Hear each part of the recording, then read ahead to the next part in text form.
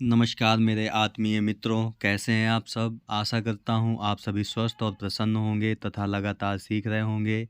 मैं Prem, assistant professor, PSMPG college, geography department Kannauj, आपका स्वागत करता हूँ अपने यूट्यूब चैनल लर्न ज्योग्राफी में।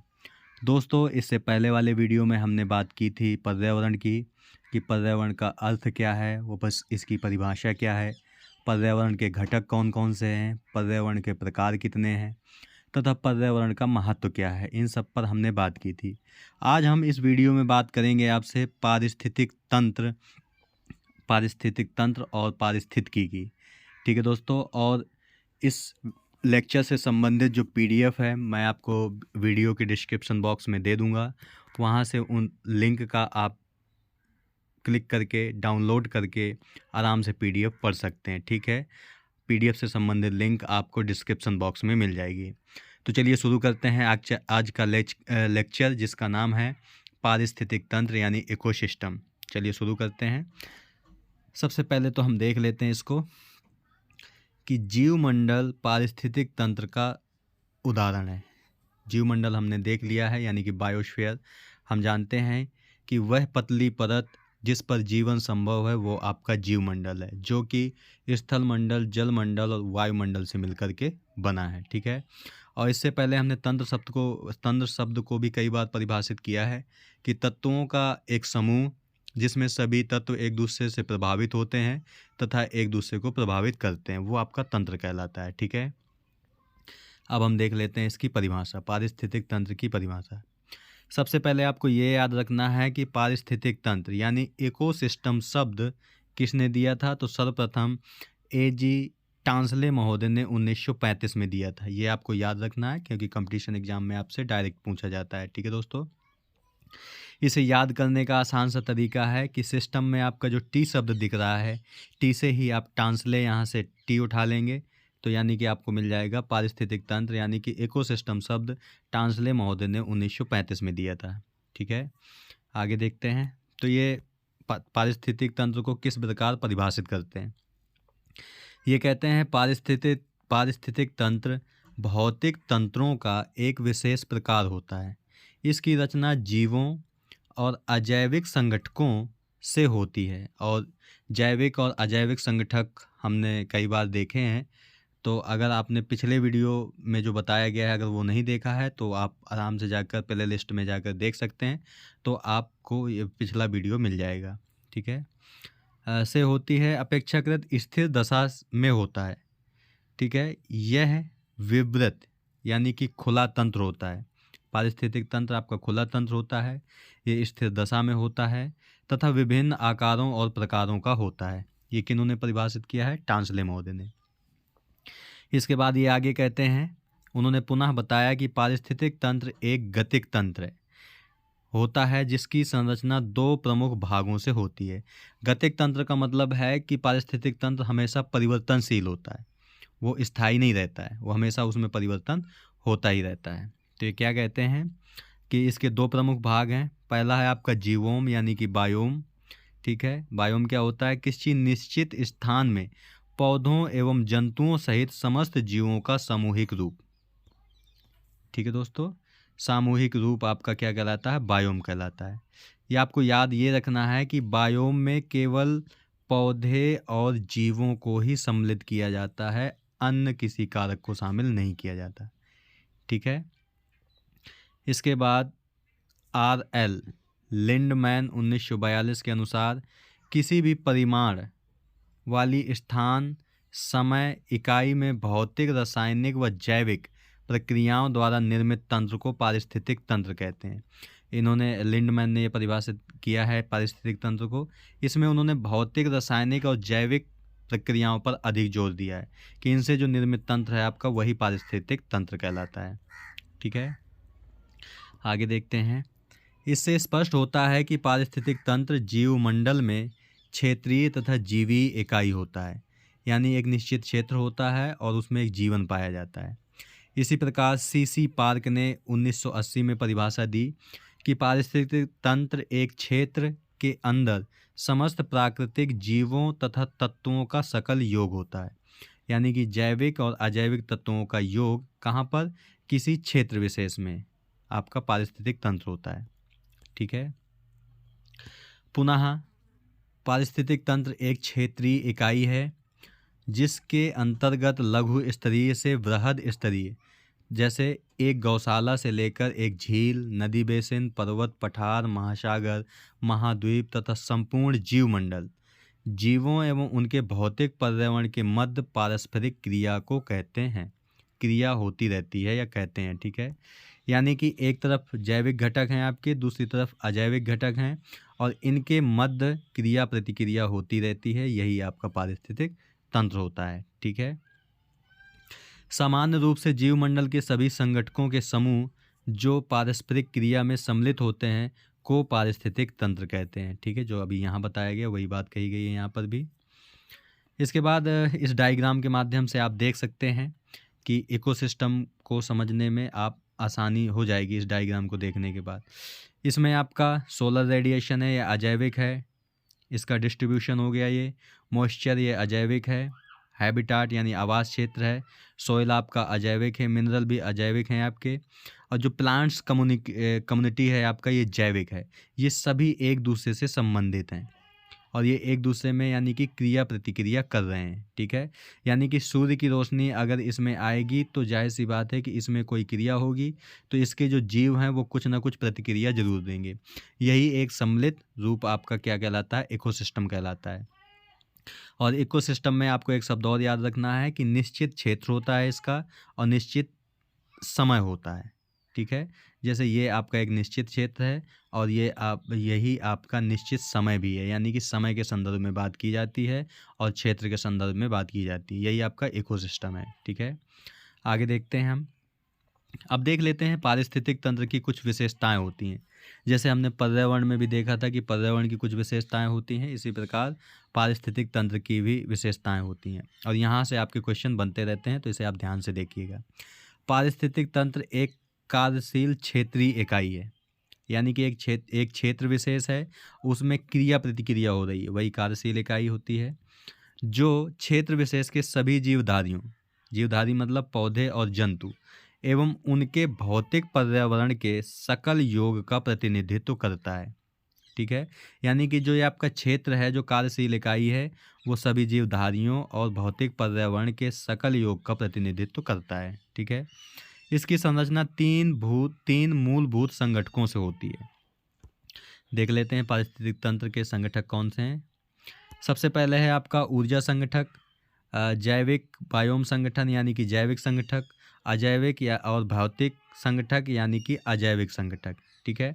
आपको ये एक चीज़ और याद रखनी है कि जीवमंडल के संगठक, पर्यावरण के संगठक, पारिस्थितिकी के संगठक और पारिस्थितिक तंत्र के संगठक, ये तीन ही होते हैं, यानी कि ऊर्जा संगठक, जैविक संगठक और अजैविक संगठक। ठीक है। आगे देखते हैं। यहाँ पर पारिस्थितिक तंत्र के जैविक और अजैविक संगठकों को दिखाया गया है। ठीक है। इसमें आप देख सकते हैं पारिस्थितिक तंत्र के संगठक हैं जैविक तत्व, अजैविक तत्व।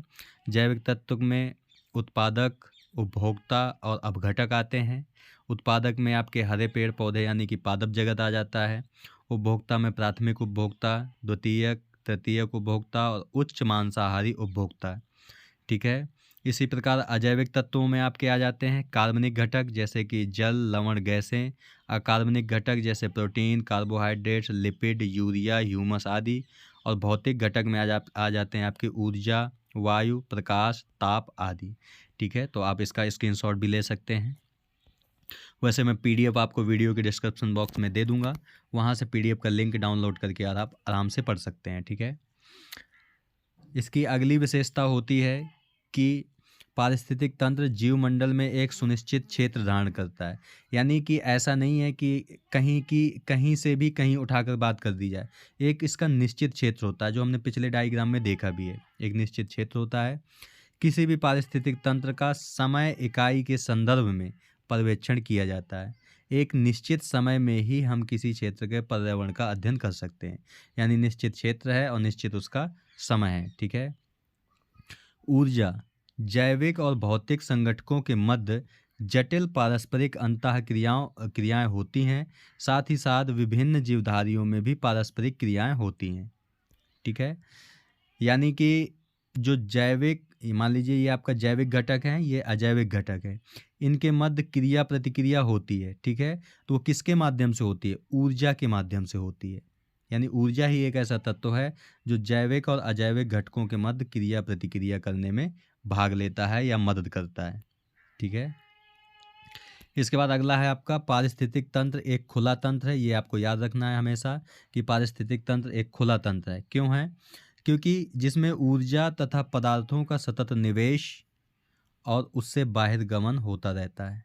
यानी कि एक जो आपका तंत्र है वो खुला तंत्र है। क्यों? क्योंकि उसमें ऊर्जा का इनपुट होता है यानी निवेश होता है, और जो पदार्थ होते हैं यानी कि ऊर्जा और पदार्थों का इनपुट होता रहता है और उससे बाहिर गमन भी होता रहता है।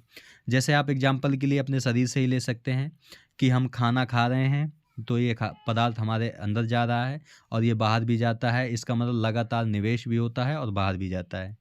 ठीक है, तो ये आपका खुला तंत्र है।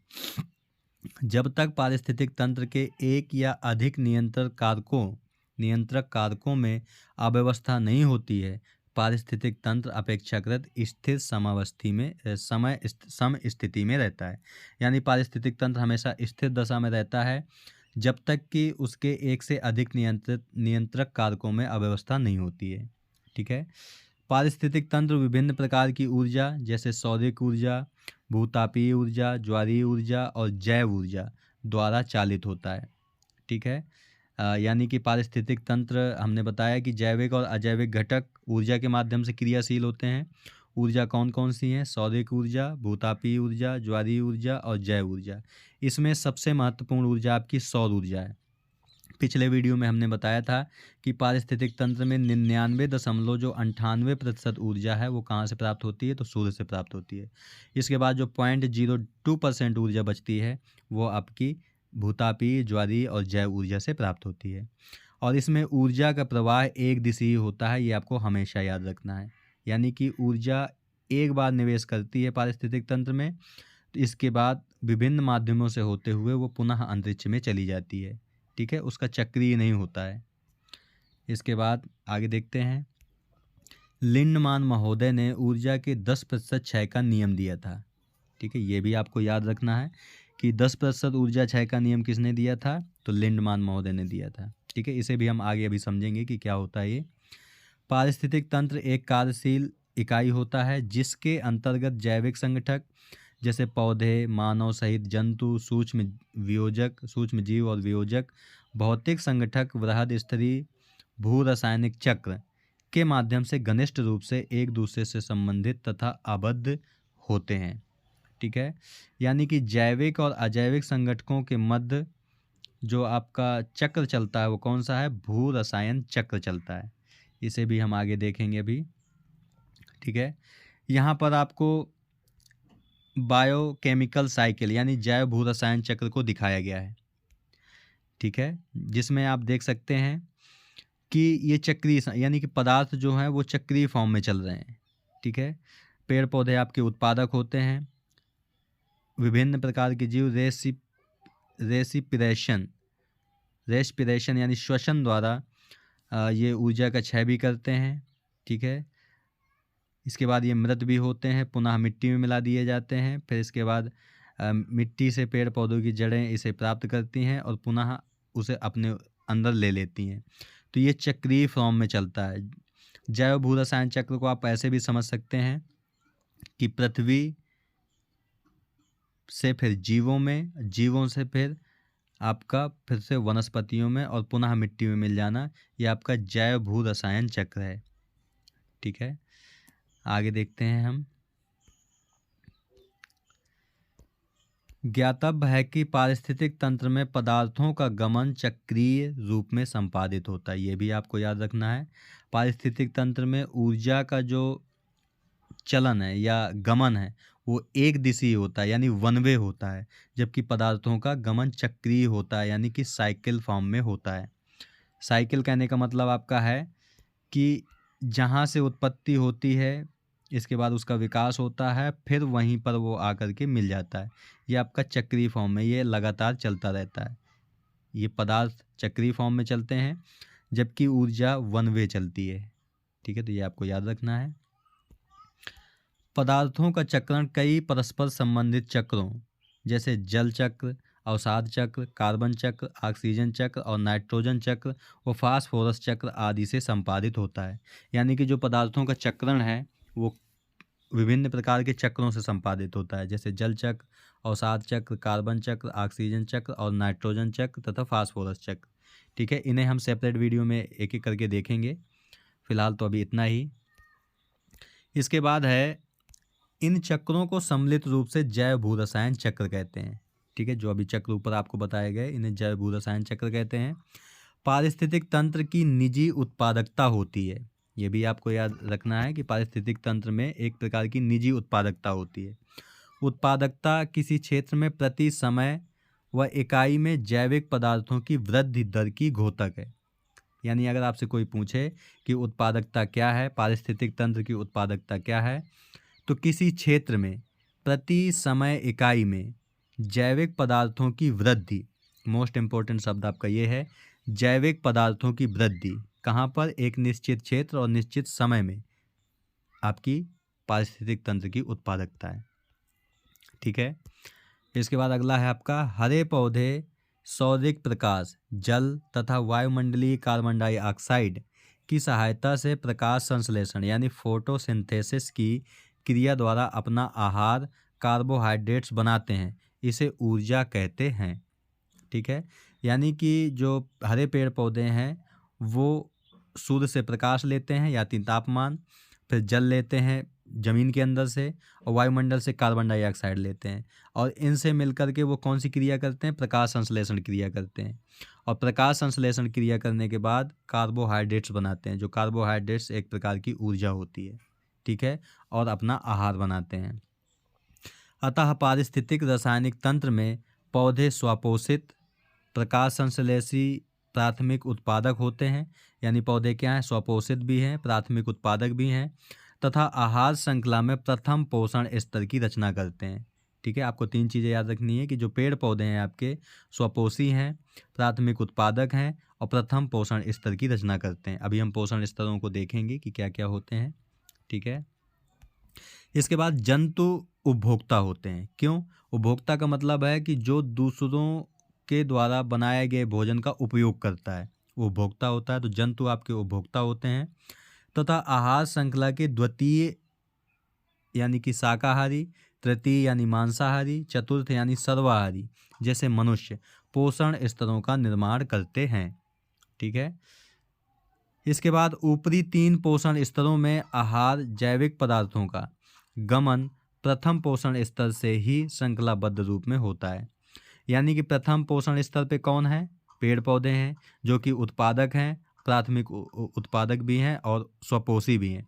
इसके बाद जो द्वितीय पोषण स्तर, तृतीय पोषण स्तर और चतुर्थ पोषण स्तर, इसमें खाद्य पदार्थों का गमन होता है, श्रृंखलाबद्ध रूप में होता है। यही कहा गया है इसमें भी कि प्रथम पोषण स्तर से ही जैविक पदार्थों का गमन होता है। ठीक है, इसके बाद अगला है, पारिस्थितिक तंत्र में क्षेत्रीय विस्तार की दृष्टि से विभिन्नता होती है। क्षेत्रीय विस्तार का मतलब है कि उसका आकार कैसा है। ठीक है, तो ये अति लघु आकार वाला भी हो सकता है। तो अगर आकार के आधार पर देखें तो पारिस्थितिक तंत्र 3 प्रकार का होता है। सूक्ष्म आकार का पारिस्थितिक तंत्र हो सकता है, मध्यम आकार का हो सकता है तथा वृहद आकार का हो सकता है। ठीक है, इस डायग्राम के माध्यम से पारिस्थितिक तंत्र के आकार को दिखाया गया है। जैसे पारिस्थितिक तंत्र 1 mm का भी हो सकता है, जैसे आपको इस चित्र के माध्यम से यहाँ दिखाया गया है। 1 mm का भी हो सकता है, 1 किलोमीटर का भी हो सकता है, जैसे आपकी नदी बेसिन है। ठीक है, ये 10 किलोमीटर का भी हो सकता है, यानी कि वाटर शेड आपका जो 10 किलोमीटर हो गया, और ये 5000 किलोमीटर का भी हो सकता है।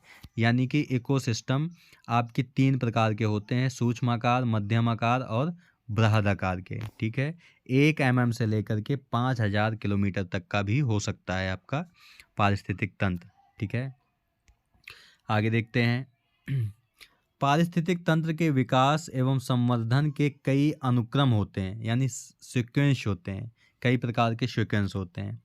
विकास के अनुक्रमों को संक्रमणकालीन अवस्थाओं, एक अवस्था से दूसरी अवस्था में विकास को सेरे कहते हैं। ये आपको याद रखना है कि सेरे क्या होता है। तो सेरे एक प्रकार का अनुक्रम होता है, ठीक है।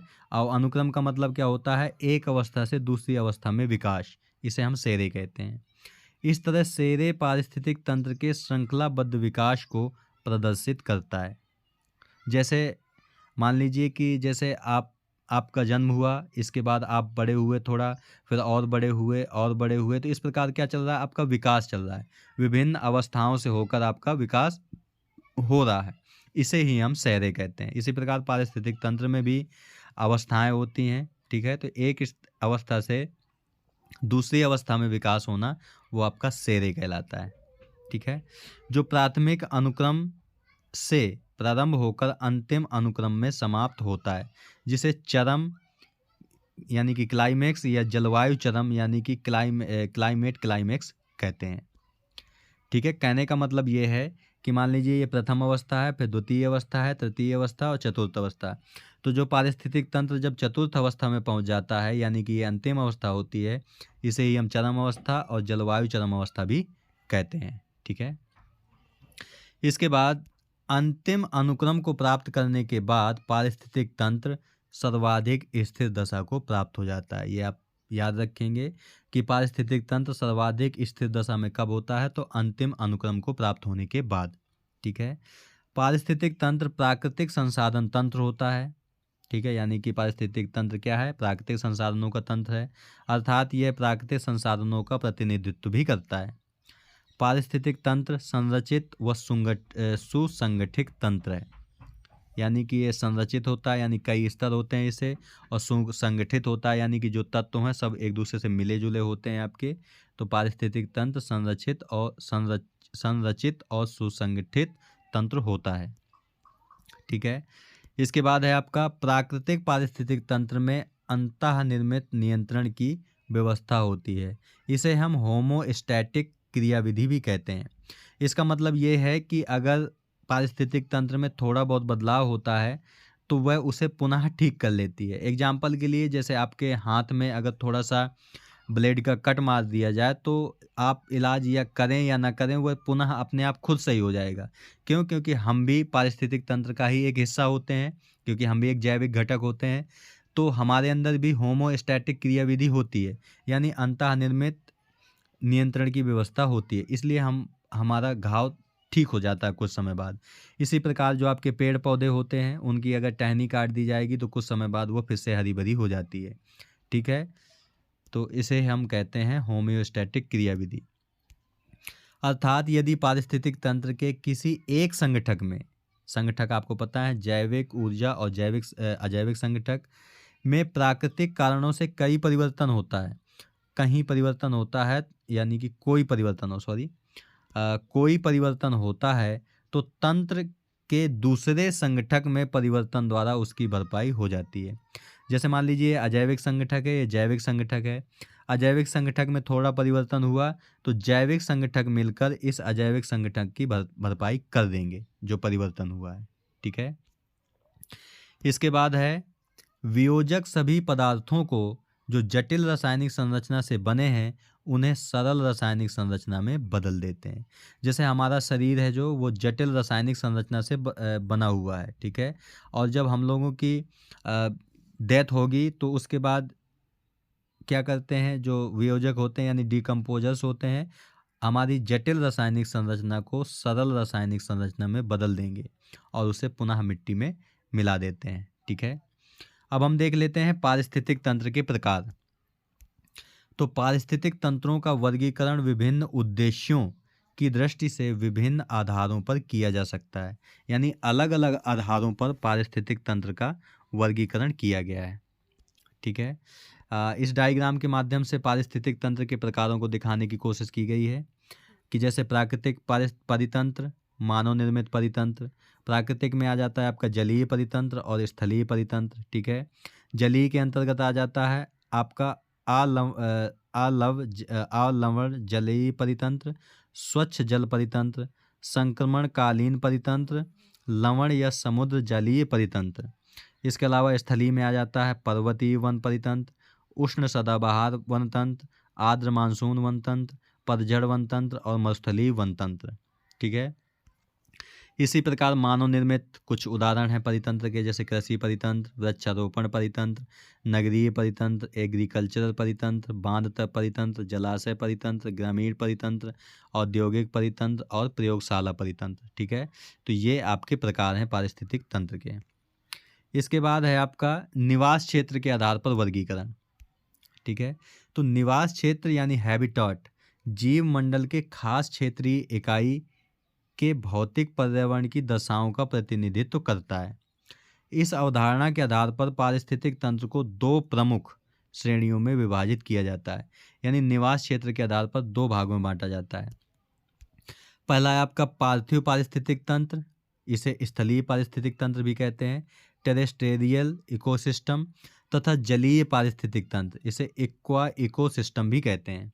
ठीक है। पार्थिव पारिस्थितिक तंत्रों को पुनः कई उपविभागों में विभाजित किया गया है। ठीक है। यानी कि जो आपका स्थलीय पारिस्थितिक तंत्र है या पार्थिव पारिस्थितिक तंत्र है, उसे कई प्रकारों में फिर से बांटा गया है।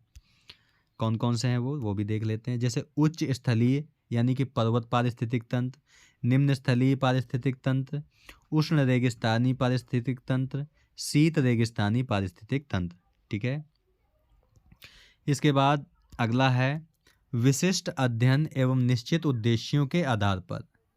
अभी हमने निवास क्षेत्र के आधार पर देखा, अब विशिष्ट अध्ययन एवं निश्चित उद्देश्यों के आधार पर इन पारिस्थितिक तंत्रों को पुनः कई लघु भागों में विभाजित किया जाता है।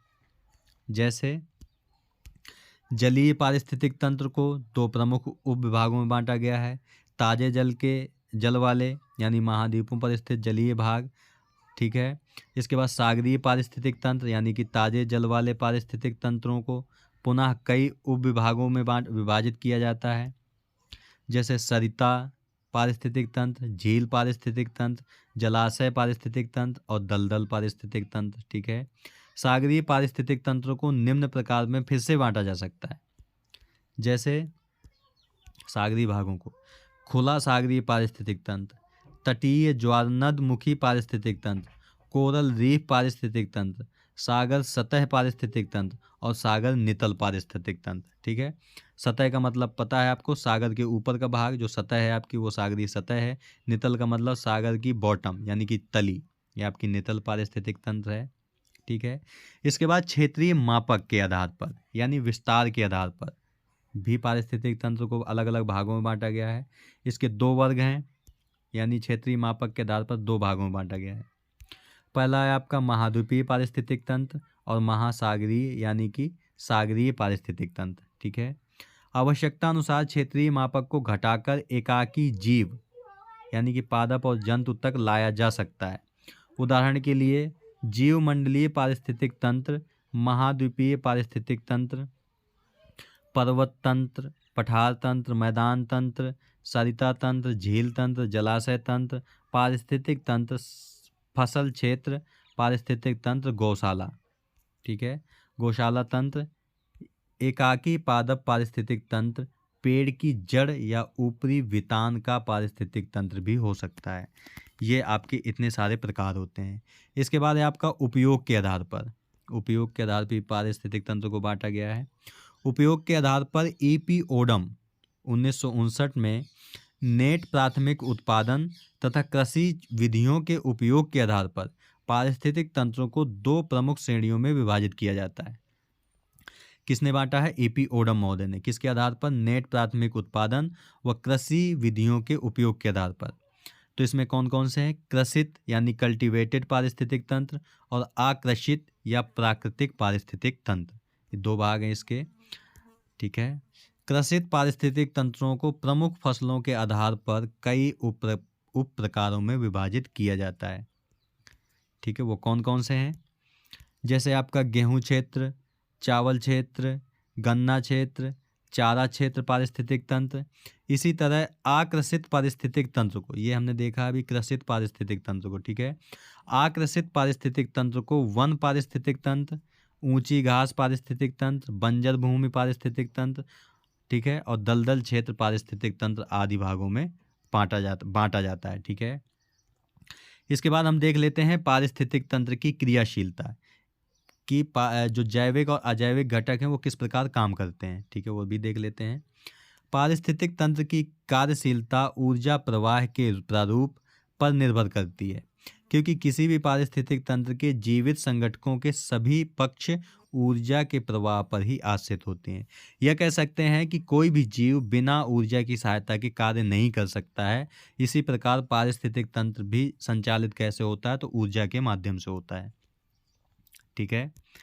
आगे देखते हैं। ऊर्जा प्रवाह पारिस्थितिक तंत्र में जैविक और अजैविक पदार्थों के वितरण एवं संचरण में भी सहायक होता है। ये हमने पहले भी देखा था।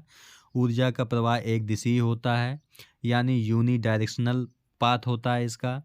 पदार्थों का गमन तथा संचरण चक्रीय मार्ग में होता है, ये भी हमने देखा, ठीक है। इसके बाद है आपका ऊर्जा का प्रवाह यानी ऊर्जा का प्रारूप तथा प्रवाह ऊष्मागतिकी यानी थर्मोडायनामिक्स के प्रथम व द्वितीय नियमों द्वारा नियंत्रित होता है।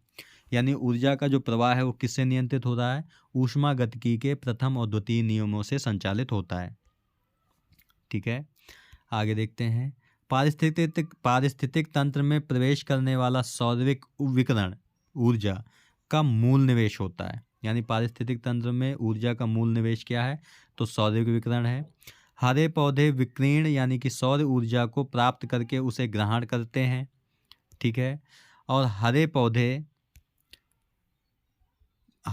पौधों द्वारा प्राप्त की गई सौरिक ऊर्जा का अधिकांश भाग ऊष्मा ऊर्जा में परिवर्तित कर दिया जाता है तथा पादप समुदाय यानी प्लांट कम्युनिटी द्वारा श्वसन यानी रेस्पिरेशन के माध्यम से इस ऊष्मा ऊर्जा के अधिक भाग का वायुमंडल में क्षय कर दिया जाता है।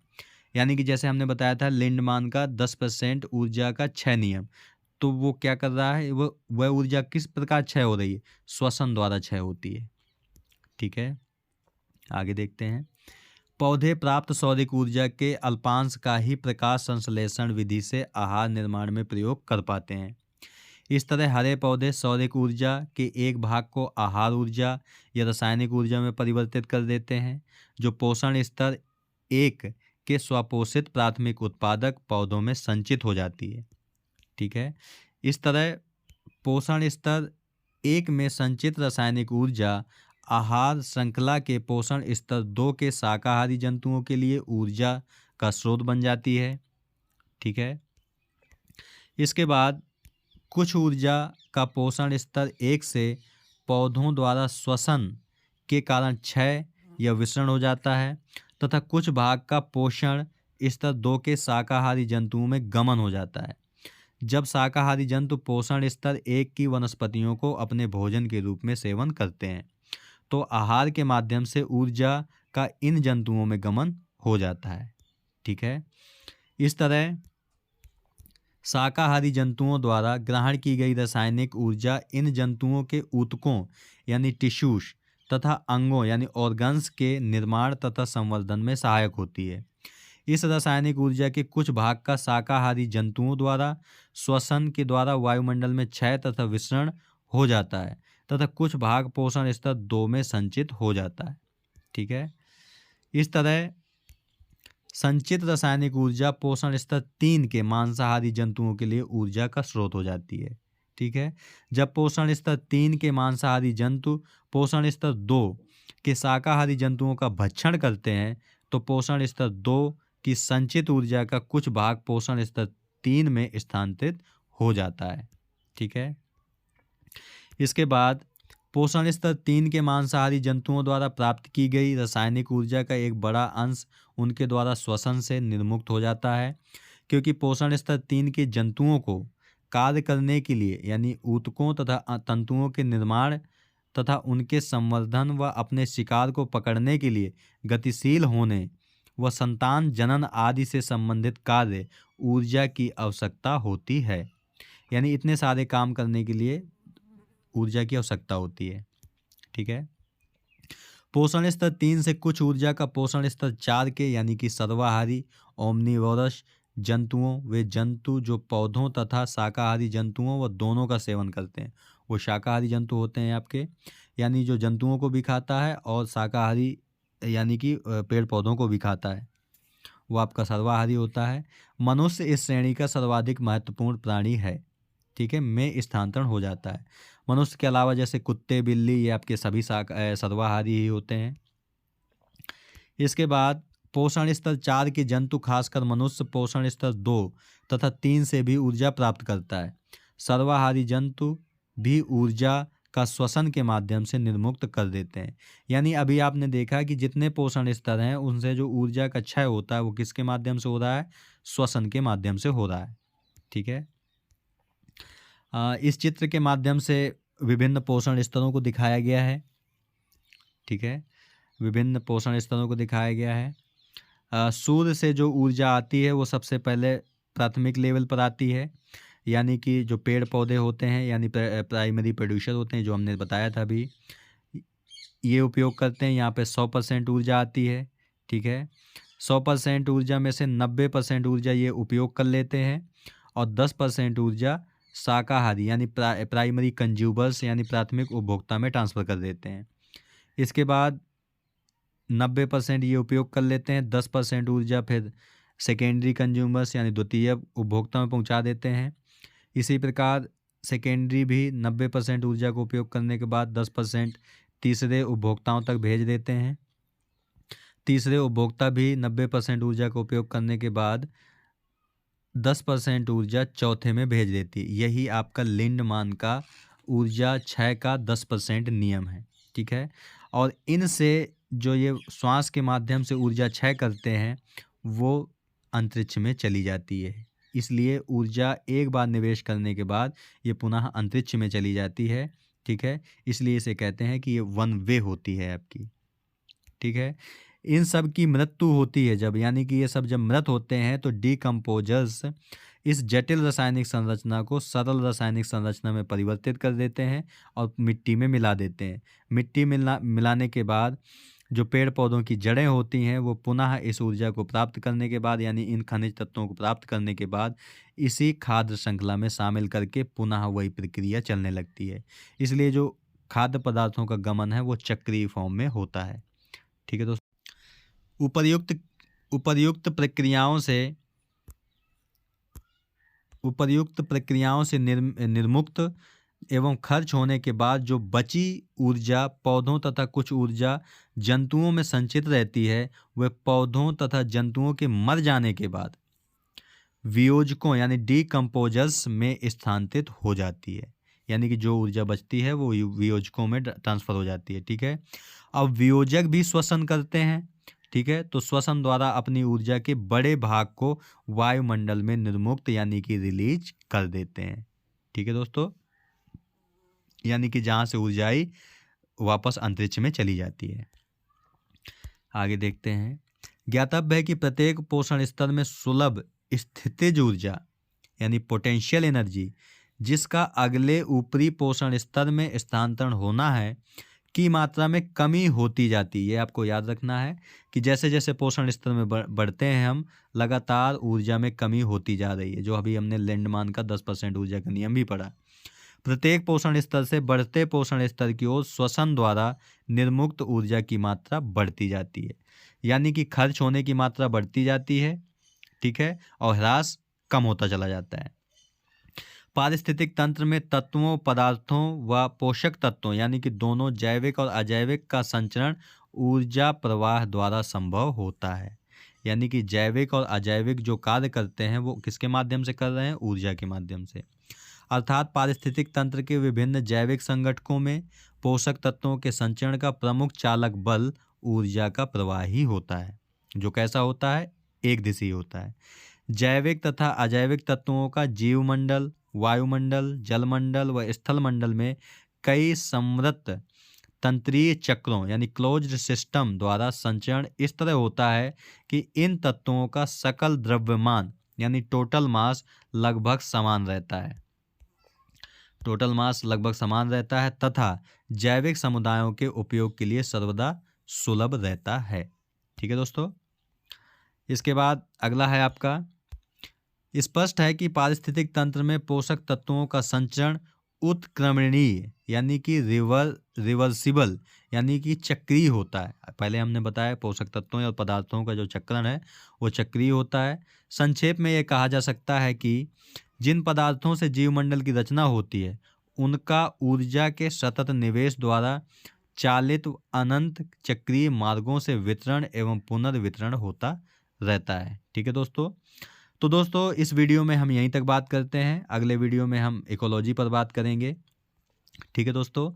तो इस वीडियो में हमने बात की कि पारिस्थितिक तंत्र क्या होता है, पारिस्थितिक तंत्र के प्रकार कितने होते हैं, साथ ही साथ हमने देखा कि पारिस्थितिक तंत्र की क्रियाशीलता क्या होती है, हमने पोषण स्तरों की बात की, लिंडमान के ऊर्जा नियम की बात की, इसके हमने कई प्रकारों को देखा। ठीक है। और विभिन्न प्रकार हमने अलग अलग आधारों के आधार पर ही देखे।